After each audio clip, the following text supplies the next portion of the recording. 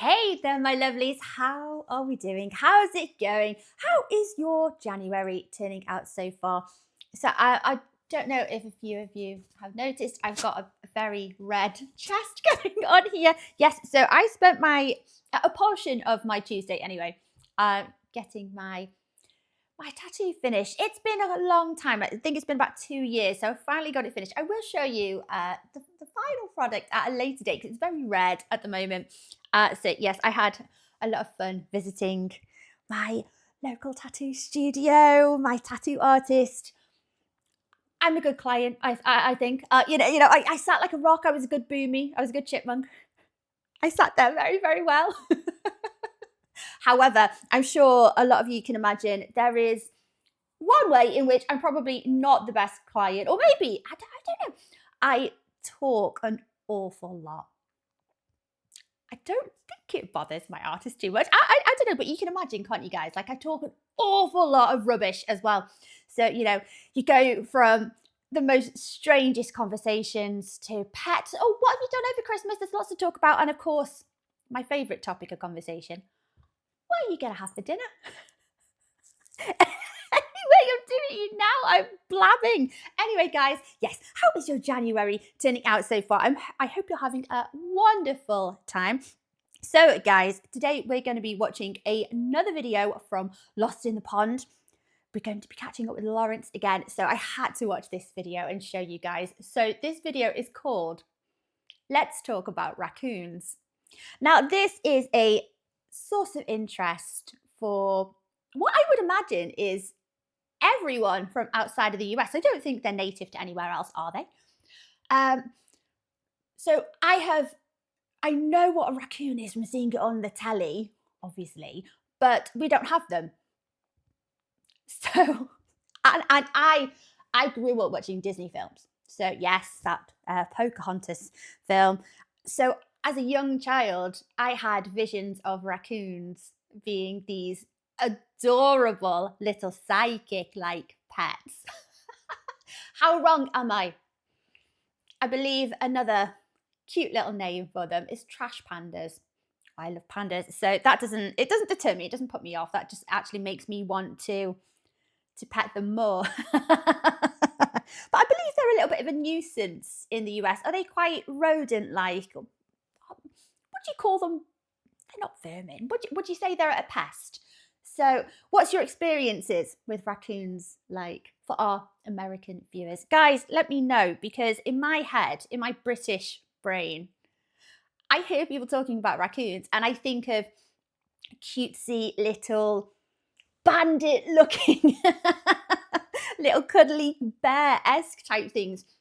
Are they really like that? Are they an absolute pain in the backside? Let me know in the comments. But yes, I spotted this video and the title just grabbed me. I was hooked.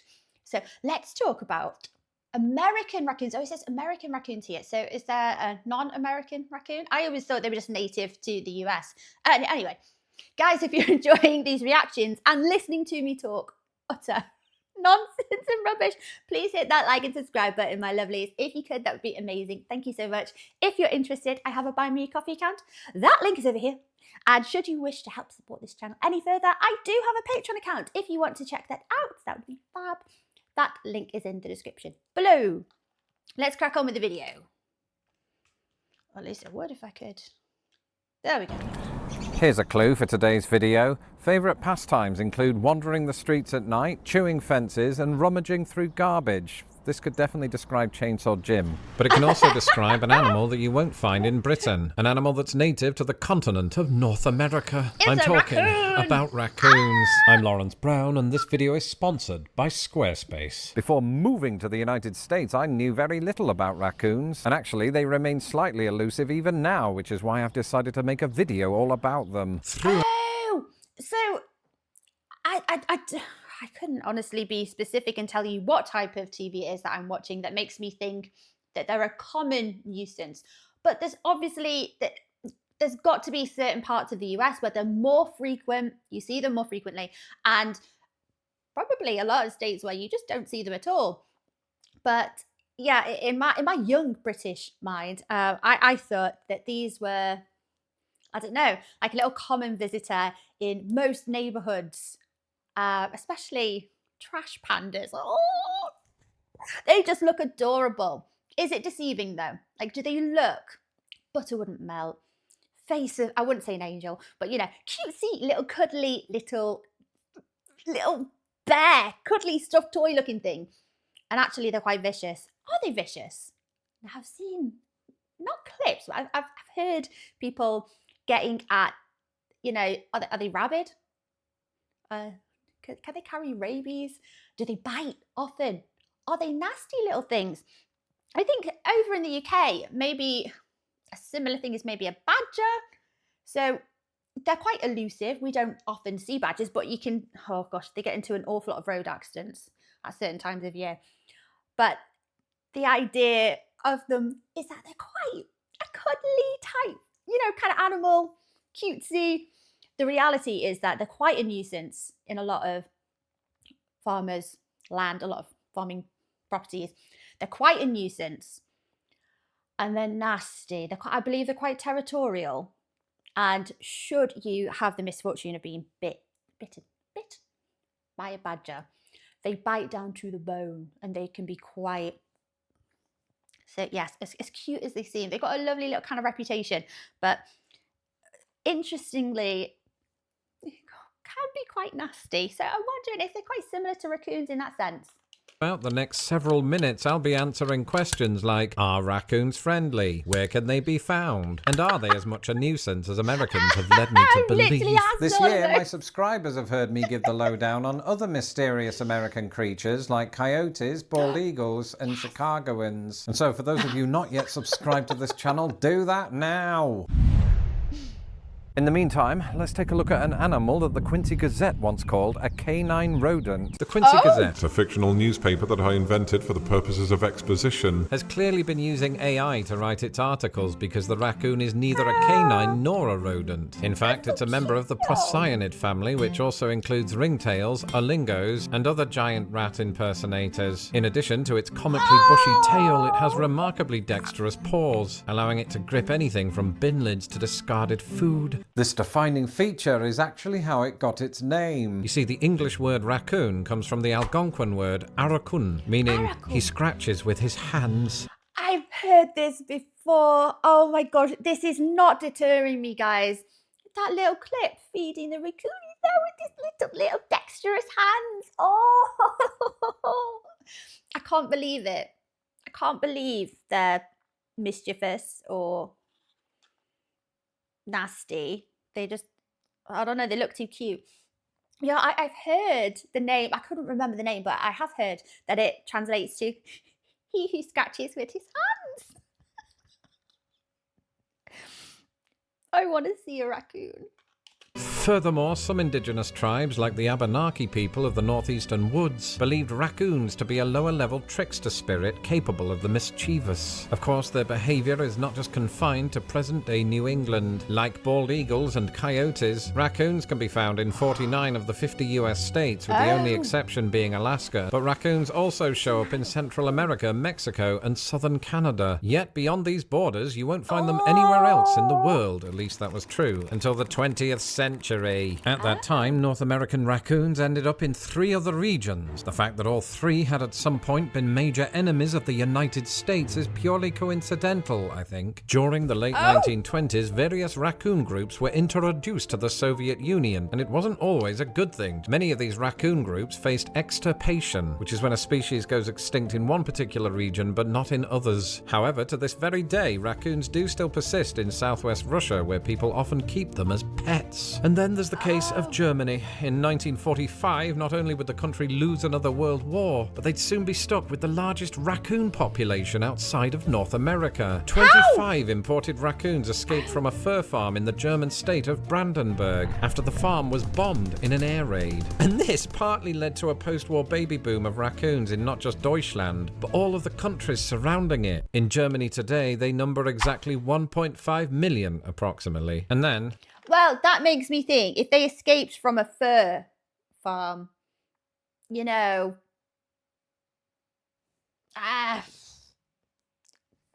is it deserved? I mean, these raccoons, these poor little trash babies, have been taken from their native motherland for the purpose of skinning and using their fur, presumably. And they've broke free of their shackles and mass reproduced, populated. In that map, did it say that there's any in the UK? Do you know what we do have though, guys? Which is a animal native to the US, is your squirrels. So the only squirrel we used to have here in the UK was the little red one. I still actually haven't ever seen one. It's on my bucket list. I want to go and see them in their little. They have like forests where they try and repopulate settlements of them. So I want to go. They're really, really shy though, so they're quite hard to spot. And they're little. They're only like kind of big. But the grey squirrel, which made its way over after, settlers went to the US and came back over, they brought squirrels. And your squirrels are quite a bit bigger than ours. And they have a more varied diet. They're better able to adapt and survive. So the numbers of the red squirrel have dwindled. And we are very, very overpopulated with the grey squirrel. And they compete for resources. The red squirrels aren't as good. They're not as, I want to say aggressive, but we don't find the grey squirrels aggressive, I guess. I think they're adorable. However, yes, they have driven our red squirrel to endangered numbers. There's Japan. While Japan had long been home to an unrelated raccoon dog called a tanuki, the country had never been inhabited by North American raccoons until the late 70s. At this time, a phenomenon occurred in which hundreds of Japanese families suddenly began importing raccoons as pets. The cause of this phenomenon? A TV show. The anime series Araigama Rasukaru, based on the American book and Disney film Rascal, was such a huge hit in Japan that fans wanted the real thing, and they got their way with the importation of thousands of North American raccoons. 30 years later, with raccoons now part of the Japanese wilderness, the animal was officially identified as an invasive species. So today, the global range of North American raccoons looks like this. But in Britain, which is quite decidedly none of these countries, there are no raccoons. Which might lead you to ask, Lawrence, had you even heard of raccoons before moving to the United States? Well, and yes, the answer to that question is yes. Yeah. As a child growing up in Britain, my only insight into the curious world of the United States came in the form of entertainment. And one American film that occupied much of my time in 1988 was 1985's Back to the Future. You may remember that when Marty goes back in time to 1955, he finds himself in the childhood home of his mum, Lorraine. What's that got to do with raccoons, Lawrence? Oh, nothing. Just that Lorraine's little brother is wearing a dead raccoon on his head. Now, as odd as that seemed at the time, I later learned that these so-called coonskin caps, made from actual raccoon fur, were especially popular among boys of the 1950s. And not just in the United States, the caps briefly reached the shores of Britain, where David Crockett, the American TV show that popularized them, was a huge hit. More than 30 years later, so too was another raccoon-themed phenomenon. Around the time I discovered Back to the Future, Nintendo released the greatest platform video game ever made. Oh, I was just going to say before Lawrence gave it away, it's Super Mario, isn't it? Yep, with the little raccoon tail that he gets when he kind of powers up and he gets this ability. Yes, played that, been there. I mean, everything in my childhood is telling me that raccoons are adorable and you should maybe seek one out for a pet. He hasn't mentioned Pocahontas though.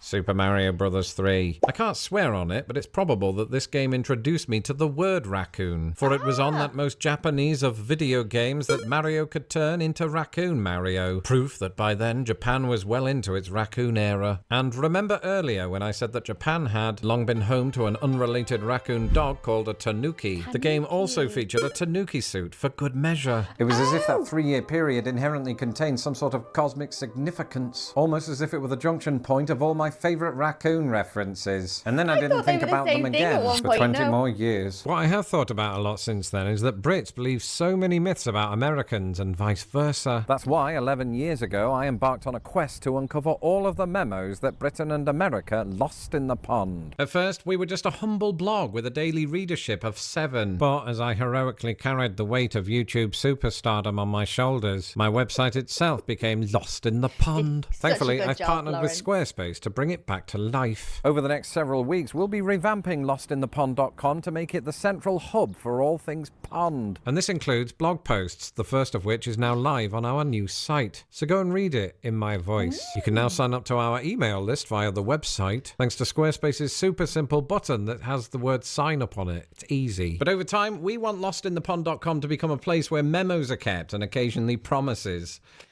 I admittedly would read every single one of these in Lawrence's voice in my head.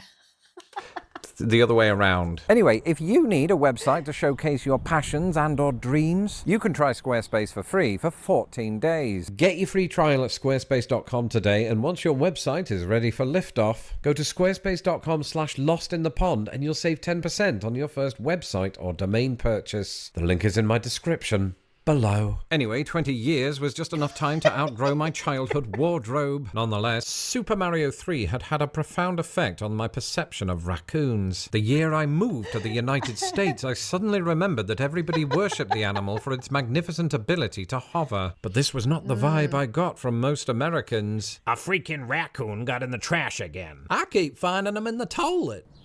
Really? Everywhere that I went, nobody seemed to like raccoons. In fact, I've yet to meet an American who does. That's why You don't really find them in the toilet, do you? Bins. I've heard of bins, but trash, rubbish bins. But you don't really find them in the toilet. what I'm about to tell you might come as quite a shock. I have never actually seen one. A raccoon, not an American. I mean, alright, I have thought he seen was gonna dead say the raccoons, hat. which is a sadly common sight on Midwestern roads. Oh, Actually, it's no. estimated that the number of raccoons killed by motor vehicles in the US each year could be as high as 15 million. That seems made up. Either way, I've never seen a live one in the wild. Except for me, of course. Now, this is by no means the experience of most Midwesterners. Perhaps the places I've lived in just had very few raccoons within a square mile radius. But it is indicative of the sensibilities of raccoons, and their relative elusiveness might be attributed to 2 things. Number 1, nocturnal. they are largely nocturnal, Yeah. meaning those of us who can't be asked to leave the house after 8 p.m. have a reduced chance of seeing them. And number 2, they are known to avoid humans, preferring instead to burrow in our waste. In a move one might expect of giant rats, raccoons have a well-earned reputation for ransacking people's trash cans in search of food. This is compounded by the fact that as a highly adaptable animal, many of them show up in cities and suburbs. And I get all of that. I just wish that Americans had been more honest about something. How is it that in 2024, I'm only just learning that raccoons can climb trees? Nothing can prepare me for this revelation, not even Mario 3 or vodka. In fact, I'm not that shocked by that. I don't know. They look like they can climb trees, do you know? And they've already mentioned how highly dexterous they are with those little raccoon hands. I don't know why that's so cute. So yeah, if they can do things like open bin lids and rummage through with great dexterity, and find their favorite thing that they like to eat, I am not surprised that they can climb trees. So that isn't shocking, really. I've just thought, so bin rummaging animals here in the UK, there are quite a few parts of the UK that would, no, not so much these days, but have in the past had an issue with foxes rummaging through rubbish and bins. But their numbers aren't what they used to be. So these days, it's not so much of a problem. I imagine it's more, out of the cities, out of the towns where you'd really find issues with that, maybe more suburban areas. Something that I only learned this week is that raccoons are surprisingly proficient climbers in general. And, in addition to cosplaying as Ewoks, this prowess makes it easier for them to access not just America's trash cans, but its attics and other parts of houses. I keep finding them in the toilet. Now, you I'm don't. not saying it's time for America to re-evaluate its attitudes towards raccoons. After all, they do sometimes still attack us. This is especially true if the raccoon harbours babies, rabies, or Wendy's. But what I am saying is this. North American raccoons are an enduringly fascinating creature. Here are some of my new favourite facts about them. The Latin name for raccoons is Procyon lotor, in which lotor means washer. And as it happens, this is quite apt because raccoons are actually known for washing their food before eating it, unlike Chainsaw Jim. This too explains why Germans don't call it a raccoon, but ein Waschbär, literally wash bear. Raccoon paws have often been compared to human hands. I think that's what makes me think they must be very dexterous, because they look very human-like, don't they? Those little hands. Okay, that's really interesting. So they wash their food before eating it. They're not daft, are they? I think these are very, very intelligent animals. I'm saying this, and a lot of American viewers might be watching thinking, you have not met a raccoon. Tell me, guys, are they? They seem like they're quite intelligent. Oh, just look at their little face. How could you not like them, guys? Look at them. Is if somebody drew human hands from memory after, 4 shots of tequila. Biologists suspect that the dark mask around a raccoon's eyes work to enhance night vision by reducing glare. It's like they've never heard of infrared goggles. And outside of humans, raccoons don't Like a face little many mask. threats. This, coupled with the fact that they're somehow just fine with American urban sprawl, means that their numbers have continued to surge. While some do think of raccoons as pets, others like to label them a pest. Well, I'd like to further that anagram by saying I consider them to be a step, as in One small step for man, one giant leap for Mario. The fantasist in me still believes that raccoons are amazing and can fly simply by thrashing around their tail. I am, however, aware that my thoughts on this might change if I ever do venture out after 8 p.m. In the meantime, here's everything you need to know about North American coyotes. Continue your Lost in the Pond binge by watching that video next. Until the next time, goodbye. I thought the last thing Lawrence was going to say that was going to be, however, I consider raccoons to be a levitating device because of his experience of Mario. A step. Right, okay. Oh, I did like that. What did he say? Many Americans, when they think of raccoons, they think of rabies, babies, and Wendy's.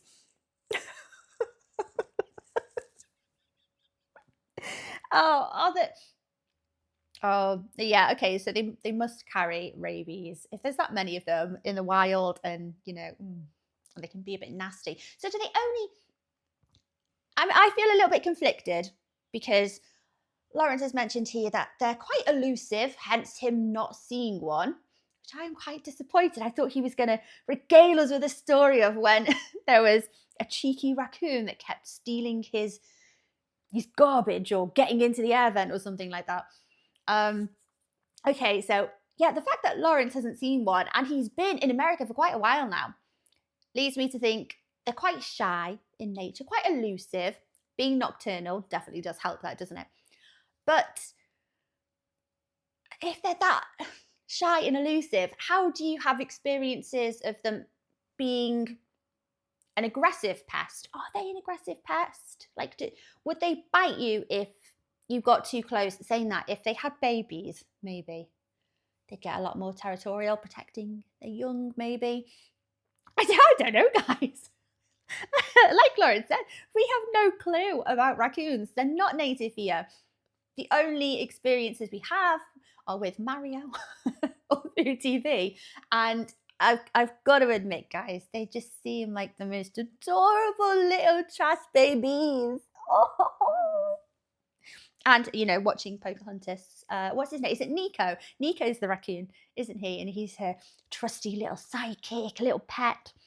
More of a BFF, maybe, than a pet.